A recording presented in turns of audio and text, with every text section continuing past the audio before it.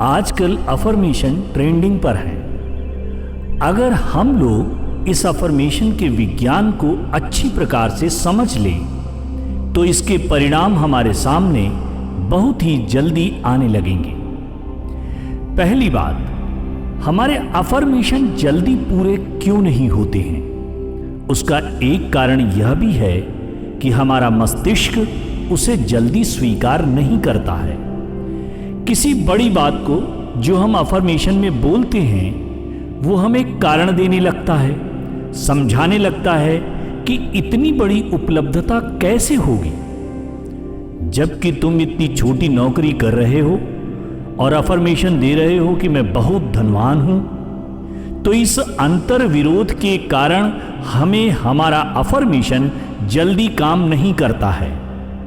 पूरा तो होगा एक दिन यदि हम लगातार उस पर काम करेंगे, लेकिन इस कारण अधिक समय लेता है।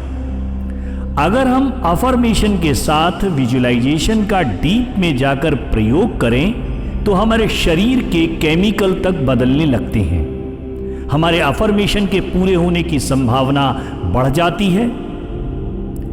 चलो हम लोग एक प्रयोग करते हैं।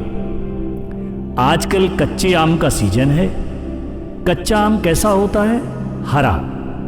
अपनी कमर को सीधा करके बैठ जाएं, बैकबोन को बिल्कुल सीधा कर लें और अपने हाथ को थोड़ा सीधा करके हथेली को खोलें। आंखें बंद करके अनुभव करें कि कच्चा हरा आम आपकी हथेली में दो पार्ट में कटा हुआ रखा है।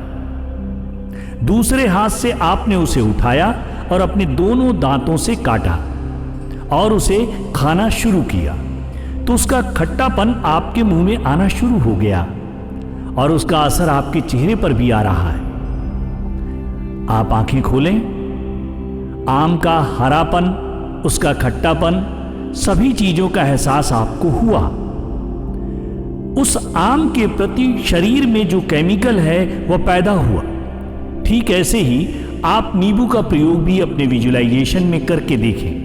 नींबू का नाम लेते ही आपके अंदर एक केमिकल क्रिएट होने लगता है, जबकि यहां पर ना नींबू है ना आम है।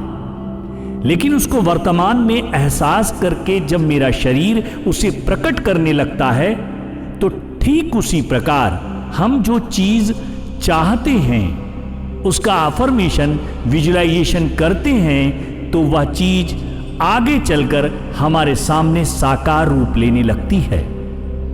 वर्तमान में उस चीज के होने का एहसास और परमात्मा को धन्यवाद करना कि आपने हमें वह दे दिया जो मैं चाहता था। मैं स्वयं के अनुभव से इस अफर्मेशन और विजुअलाइजेशन की एक बात आपके साथ साझा कर रहा हूं। दीपावली का दूसरा दिन था जब गोवर्धन की पूजा होती है। मैं, मेरे पिताजी, माताजी, दोनों बहनें भगवान जी के कमरे में बैठकर भगवान के सिंहासन के सामने भोजन की थाली रखकर पिताजी विजुअलाइज करके भोग लगा रहे थे। हर तीर्थ स्थान में जाकर भगवान को भोजन करा रहे हैं, ऐसा वे महसूस करा रहे थे। मैं भी उसी के साथ इसे विजुअलाइज कर रहा था।